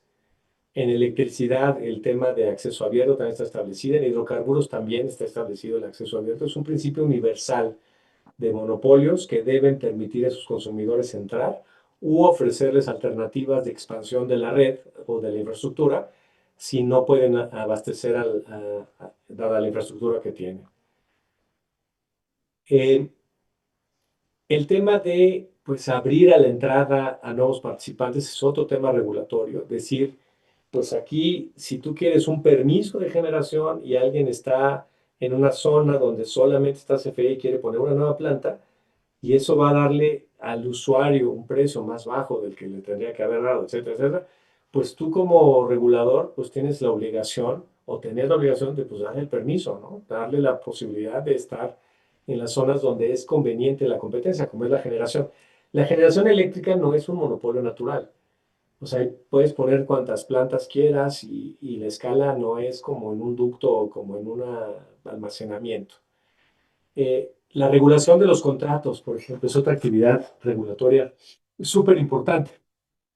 Ustedes como abogados saben que la letra chiquita siempre es bien importante, ¿no? Y en una condición contractual puede haber pues una trampa y un tema de exclusión o abuso del consumidor. El regulador se dedica también a revisar los términos y condiciones de estas estructuras monopólicas. Cuando estás en competencia no te importan tanto los contratos, ¿por qué? Pues no te gustan las condiciones de un proveedor, te vas con el siguiente que te va a dar seguramente mejores condiciones. Y solito el esquema de salida y entrada de clientes genera los incentivos para que el que tiene un mal contrato lo corrija. Y es un producto de la competencia. Entonces el regulador, la verdad, no tiene nada que hacer cuando estás viendo, oye, el contrato que te ofrece Ford respecto del contrato que te ofrece Nissan. Bueno, pues en general se supone que si tú quieres vender un coche y estás compitiendo con la Nissan, pues vas a dar un contrato que sea atractivo en términos de lo que ofrece tu competencia. Entonces ahí no necesita haber un regulador. ¿Qué pasa aquí? Que el ducto solamente llega de un lugar a otro y si tú no te contratas con ese ducto para llevar gas a esa región, para obtener gas en esa región, pues no tienes gas. Entonces tiene un incentivo el monopolio también a abusar a través de sus términos y condiciones. Entonces todas estas actividades que les estoy mencionando eran parte de la CRE y ojalá las rescate la CNE, ¿no? Ojalá algo de esto se rescate como parte de la misión que debe tener un participante técnico, ¿no? ¿Qué es la captura regulatoria? Esto es bien importante. La captura regulatoria es cuando el regulador ya no atiende a aspectos técnicos, sino intereses políticos. Bueno, que alguien me explique que esta nueva CNE no está capturada políticamente por el poder político, cuando es un asesor técnico ahora de la propia CNR. O es capturada por el interés particular fuerte, ¿no? Cuando un regulador empieza a tomar decisiones a favor de un participante grande, pues está capturado básicamente. ¿Cómo la evitábamos en el modelo del 2013? Primero, pues con un órgano colegiado. Son 7 personas nombradas por el legislativo, con periodos escalonados, con autoridad, personalidades, todos ellos que tenían un prestigio que cuidar. Y entonces, con eso, pues cualquier presión que se pudiese haber recibido por parte del poder político, el poder económico, pues básicamente los mandabas al diablo y decías, pues nosotros vamos a tomar la decisión que tengamos que tomar porque somos un cuerpo colegiado de técnicos. Y luego, pues, ¿cómo evitarla? Pues dándole independencia legal. Aquí, pues, legal, presupuestaria, técnica. Aquí la CRE no era un autónomo como la COFESE, por ejemplo. Aquí el auditor, por ejemplo, de la CRE era nombrado por el presidente, no por el Congreso, como hicieron la COFESE. Y ese era un elemento de debilidad, porque siempre se podía utilizar a este poder pues para presionar al regulador técnico, ¿no? Unirse a muchas asociaciones. Yo firmé muchos convenios con muchas de estas instituciones para poder comprometerme a tener principios de equidad, de transparencia, etcétera, ¿no? Entonces, bueno, así era la historia de la CRE, la labor de la CRE, por ejemplo, en tarifas eléctricas. Aquí hay un ejemplo, ¿no? La tarifa eléctrica, cómo se compuso en el 2017, donde ibas metiendo los distintos componentes de costo, lo ibas transparentando y entonces si alguien quería competir contigo en generación, pues solamente tendrías que comparar el costo de generación y la transmisión la ibas a pagar de todas maneras. Entonces el 63% del costo de tu tarifa eléctrica lo podías comparar con lo que te ofreciera un particular y los demás servicios, dependiendo de qué utilizaras, pues sí los ibas a ir pagando, ¿no? ¿Qué se logró con la reforma del 13? Pues los mejores precios de la energía a nivel mundial. Esto es reconocido por todas las revistas, analistas, estudios. Nos vinieron a visitar gente de todo el mundo, éramos el caso emblemático de cómo lograr precios bajos en la electricidad. Logramos inversiones históricas, ¿no? 88 parques solares y eólicos se construyeron en el país en 3 años. Entonces, cuando nos dicen es que el nearshoring se está yendo porque nadie le puede resolver que la energía y que es muy difícil y es que CFE no puede solo. Pues claro que CFE no puede solo. CFE necesita de complementarse con el sector privado. Y si tú pones reglas claras, adecuadas e incentivos para que la inversión llegue, llega y llega muy rápido. La verdad es que no es un largo periodo de tiempo, 3 años, para tener 88 plantas en el país. ¿Qué pasó el sexenio pasado? Ahorita lo vamos a ver. Cero plantas nuevas, privadas. Cero. Cuando en el periodo, digamos, final de Peña Nieto, se lograron 88 plantas de gran tamaño, gigantescas, y miles de generación distribuida, ¿no? Aquí no tengo el número, pero son miles de plantitas de techos solares caseros o en la industria pequeña. ¿Qué fue lo que pasó en el sexenio anterior? Pues básicamente el gobierno trató de limitar los permisos, de darle prevalencia a la CFE por encima de los privados, pero lo trató de hacer primero a nivel reglamentario, después a nivel legal, y el gran problema que tenían es que en la Constitución pusimos todo el modelo. Aquí los abogados en la Procuraduría Fiscal estaban infartados porque así como en la reforma de telecomunicaciones metimos disposiciones transitorias a la Constitución, como 22 artículos, en los que dibujamos todo el modelo. Y entonces cuando iban los privados a quejarse con un amparo y decir, oye, es que el gobierno quiere darle prevalencia a la CFE y la Constitución dice esto, pues los jueces no tenían de otra, la Suprema Corte no tenía de otra más que decir, el modelo es otro, tienen que cambiar la Constitución, no basta con que cambien un reglamento o una ley. Finalmente esa Constitución que quisieron cambiar en el 22 fue rechazada y en 2020, en enero de 24, la segunda sala de la Suprema Corte determinó que toda la ley de la industria eléctrica que fue reformada en el 21 para darle prevalencia absoluta a CFE, cancelando la posibilidad de participar de privados, se sacó del sistema jurídico a través de un amparo que tuvo efectos generales. Entonces de ahí vienen reformas que dicen ahora que los amparos no pueden tener efectos generales, ustedes se lo saben mejor que yo, y gran parte de la lucha con el Poder Judicial, ¿no? En todo esto, el sexenio pasado hubo consultas del TMEC donde se quejaron las empresas canadienses y americanas a través de sus gobiernos. La verdad es que nunca se materializó un panel para poder llevar las consultas y, y ahí sigue el panel, ¿no? Ahí siguen las consultas, ¿no? Pasaron ciertos tiempos, ya se podía pedir un panel. Por ejemplo, aquí la Suprema Corte, cuando saca del sistema jurídico la ley de la industria eléctrica del 21, dice, pues atendiendo también a las consultas que hizo el gobierno de Estados Unidos y de Canadá, pues esto lo resuelve, ¿no? Coincidimos con que es inconstitucional el que declaren que CFE es la única que puede dar los servicios eléctricos, etcétera, ¿no? Aquí está este dato elocuente, ¿no? ¿Cuántos proyectos de inversión se dieron en los últimos 6 años? Comparable con los 88 que les mencioné. Cero. Ni uno. Y este es un número bien importante porque cuando empezó López Obrador se estaban construyendo todavía parte de las plantas que se determinaron durante el sexenio de Peña.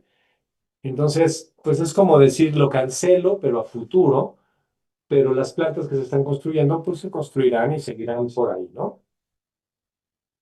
Hoy la presidenta Sheinbaum no tiene ese margen, porque esas plantas del presidente Peña, de los tiempos del presidente Peña, ya están en operación, ya no hay un margen para hacer nada, ¿no? Para poder contar con plantas adicionales privadas. Hoy en día es, pues, o pones reglas buenas para que esto vuelva a arrancar, o nos quedamos con CFE y su ejecución de 6 plantas en el sexenio que no se han podido empezar a construir. La nueva política energética, pues, es un switch que puede prender o apagar. Aquí se debería estar prendiendo y apagando este switch, pero no sé por qué se bugueó. Cuando yo era chico había una serie que se llamaba Plaza Sésamo, que seguramente por ahí sigue, y nos enseñaron de chicos cerca y lejos, ¿no? Entonces, aquí tengo a Archibaldo con cerca, ¿dónde estamos hoy? Muy cerca, en el tema de que venga inversión nueva, de que haya generación distribuida, los techos solares, que haya un combate a la emergencia climática y la energía renovable, que haya electrificación del transporte. Yo creo que en esto no hay ninguna separación conceptual entre ninguna persona en el sector energético. Pero aquí Archibaldo nos enseña lejos. Estamos lejos todavía en una definición de mercado o Estado. De hecho, se está buscando algo intermedio, donde haya participación del Estado y haya participación del mercado. ¿Quién debe tener la batuta, si la inversión privada o la pública? Si el foco de la política pública debe ser el ciudadano o CFE y Pemex como un objetivo per se, pues todo eso es el debate, ¿no?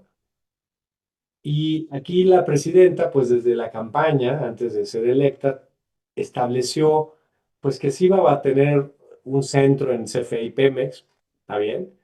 Que iba a haber una inversión importante en energía renovable, transición energética, que se iba a incrementar la generación distribuida de 0.5 a 0.7 megawatts. O sea, ya con este incremento, que sí se ha materializado en las leyes, pues con este incremento casi toda la actividad comercial ya puede ser autoabastecida por techos solares.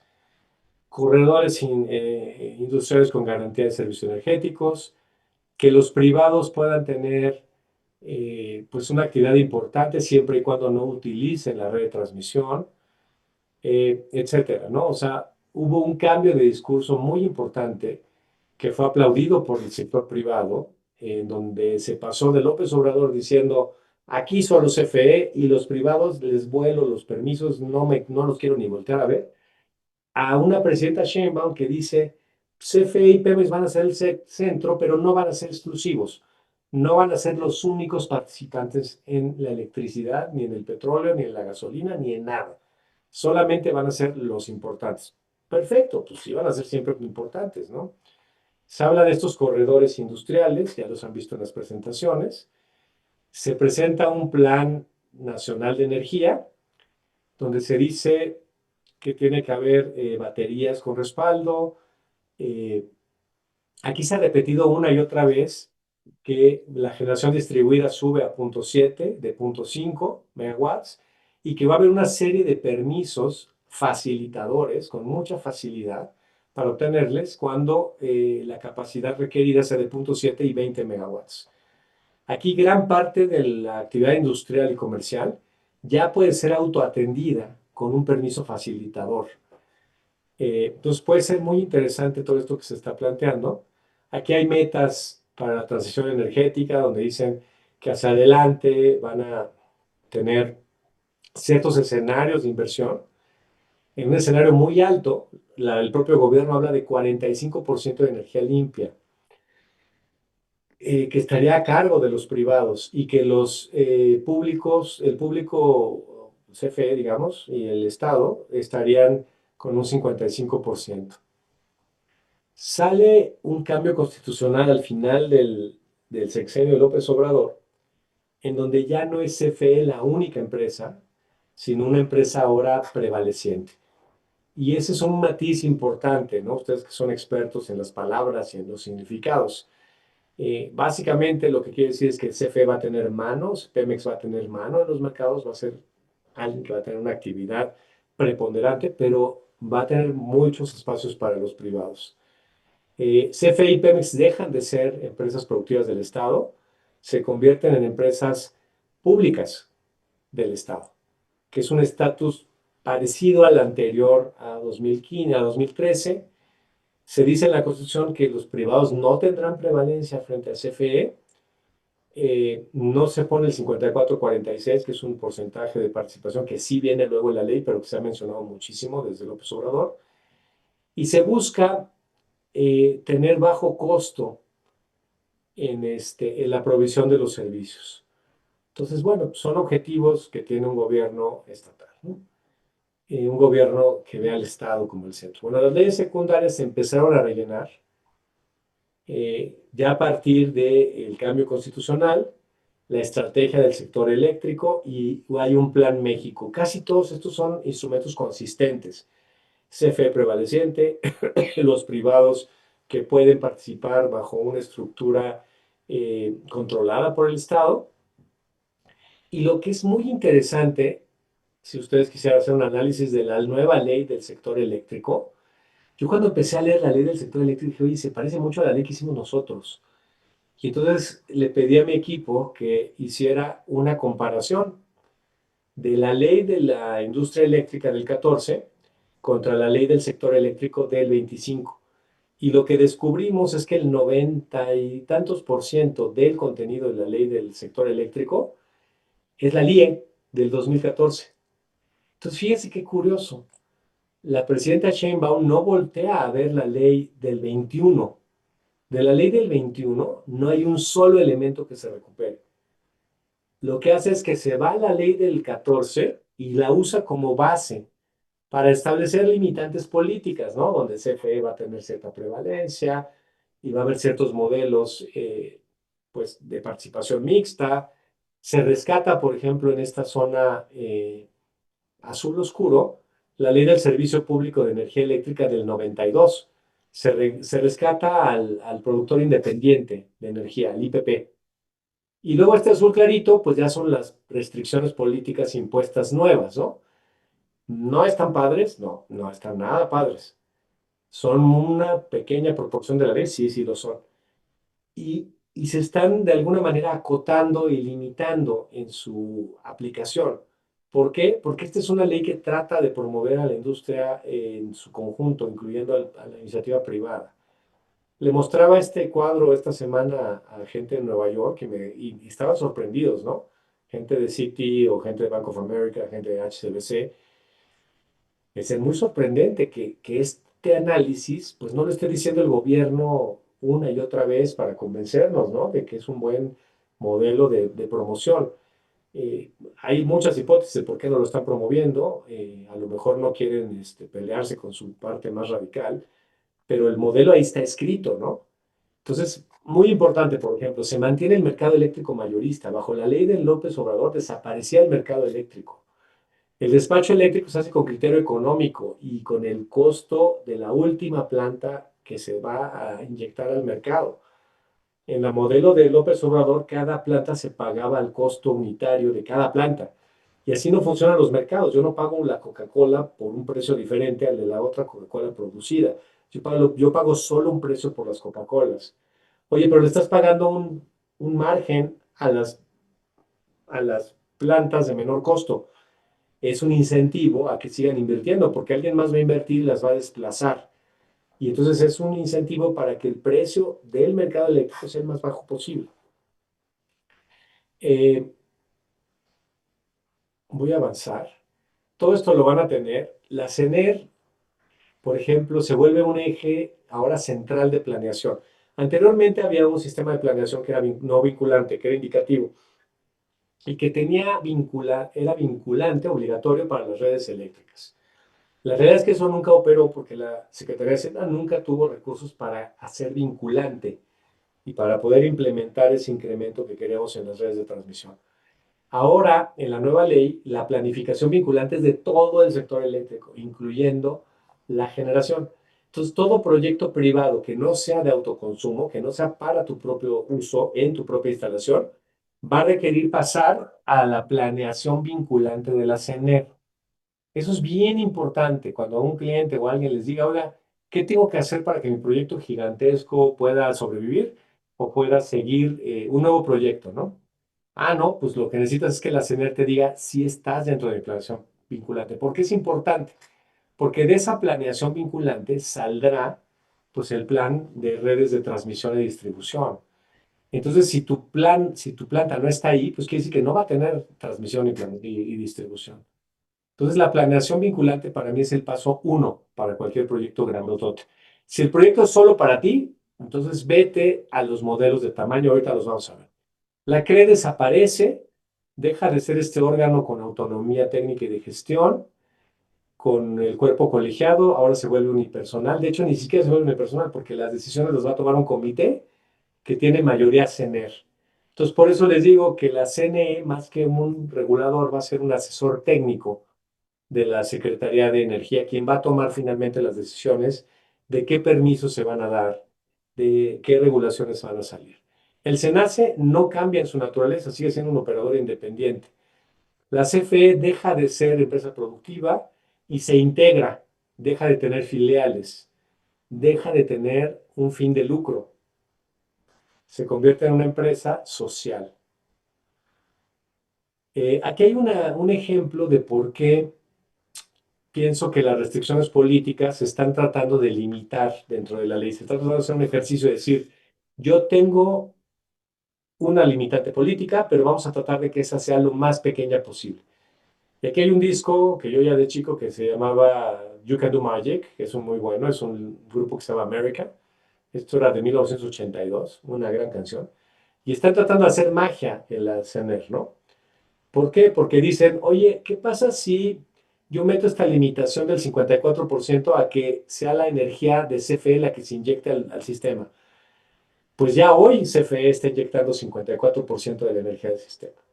Quiere decir que los privados van a tener una participación muy limitada, con cero crecimiento, porque ya hoy están en el techo. Para el sector público el 54 es un piso y para los privados el 46 es un techo. Entonces yo tengo que hacer el porcentaje público más grande para que los privados tengan cada vez más espacio. Entonces, ¿qué es lo que está diciendo el gobierno? Voy a meter en el porcentaje de inyección a la red de electricidad a CFE, a los productores independientes, a MIP, que son las plantas de Iberdrola que se compraron recientemente, a Pemex, y con eso voy a alcanzar pues, un porcentaje muy alto. Si el porcentaje del Estado es 80 y ellos deben estar arriba de 54, quiere decir que los privados están en 20 y tienen espacio para crecer de 20 a 46% de la inyección. Entonces, mientras más grandote sea el número observado de participación del Estado, más espacio tienen los privados para crecer a 46%. Entonces, aquí es como yo veo, pues que le metes la restricción política y los técnicos de la CNR están viendo cómo reducir el impacto de una restricción política. ¿Qué es lo que traemos? Un nuevo equilibrio, ¿no? Va a haber pues un mayor control estatal a través de esta planeación, va a haber una redefinición de la participación privada en estos modelos que ahorita explicaré, va a haber pues una búsqueda de tener una transición energética, eso está bien, va a haber pues una especie de sociabilización de los beneficios. Se habla mucho de justicia energética y hay que ver qué quiere decir esto. Y bueno, ¿qué elementos o qué modelos de participación hay para los privados? El primero es la generación distribuida, ya lo decía yo, se eleva de 0.5 a 0.7 megawatts. El autoconsumo, que va a tener permisos sencillos de cumplir, dice la autoridad, cuando sea de 0.7 a 20 megawatts. El autoconsumo puede ser mayor a 20 megawatts, pero va a requerir un permiso más sofisticado. Y va a haber generación para el mercado, que son proyectos de más de 0.7, pero cuyo objeto sea comercializar, no sea adentro del predio para el uso propio tuyo o de tus clientes o de tus vecinos. Hay un elemento importante en el autoconsumo que permite, por ejemplo, revender la energía, como lo hacemos hoy, revender la energía a otros usuarios dentro de tu propio predio. A ver, vamos a ver los modelos. La generación distribuida hasta 0.7, el excedente se van a ir a un suministrador, como lo tenemos hoy, y no requiere permiso. Con esto resuelves prácticamente la energía de todo el sector comercial y gran parte del sector industrial. Y el siguiente tramo, que es de 0.7 a 20, permisos simplificados. Cuando estás sin interconexión, muy sencillito. Cuando estás interconectado, también se supone que es sencillo, pero los excedentes solamente se los puedes vender a CFE. Luego tienes los modelos de entrega de energía al MEM. El primero es el productor a largo plazo, que es el IPP de 1992. Eh, el destino de la energía es 100% para CFE. No puedes vender ni un megawatt a un privado. Eso cambia respecto del modelo 92. Antes sí podías vender el excedente a un privado, y la propiedad puede ser de CFE al final de la vida útil de la planta, al final de la vida depreciada de la planta. Bajo el modelo de 92, la propiedad pasaba al privado y podía hacer una reestructuración para mantenerlo en activo. La inversión mixta es un nuevo modelo, es el modelo que se basa en la compra de las 13 plantas de CFE, de Iberdrola, perdón, de Iberdrola por parte de Banobras, de Fonadín. Es una asociación público-privado. El destino de la energía es preferiblemente para CFE, pero no limitado a CFE. Hay una participación que se está fijando, y luego hay la posibilidad de mantener el modelo de Peña Nieto, que era el generador privado, donde tú le vendes a un privado con un contrato bilateral y pasas por el mercado eléctrico mayorista. Aquí la participación puede ser 100% privada, pero va a requerir de refuerzos a la red. Y eso puede ser bastante, bastante oneroso. En conclusión, pues se está implementando un nuevo modelo híbrido, va a haber una coexistencia público-privada. La participación privada va a ser viable en generación distribuida, en autoconsumos, en contratos a largo plazo. Hay que estar atentos ustedes como abogados en cómo se va a ir aplicando esta regulación secundaria, qué va a pasar con los reglamentos que se publiquen en un par de semanas, cómo hacer bancables estos proyectos a partir de las cláusulas. Además, notar que tenemos una reforma del Poder Judicial que va a ser indispensable revisar las cláusulas de arbitraje, ver si se puede poner como ciudad de arbitraje algún lugar y leyes distintas a la mexicana. Puede ser eso que dé más certeza a los inversionistas. Y al final, pues decirles que seguimos siendo una zona de oportunidades bien importante, ¿no? Vamos a tener una demanda creciente y hay que ver a México como una oportunidad, y esta reforma, la verdad es que da esos espacios. Aquí, pues, cuando va uno a Londres, se compra la camiseta, recibe como que el mejor consejo del mundo, ¿no? Hay que mantener la calma y mantenernos en movimiento. Pues muchísimas gracias, cumplí con mi horario y con el de ustedes. Y pues si quieren en estos minutos un poquito de preguntas, si no, pues estoy a su disposición por vía correo, lo que ustedes quieran.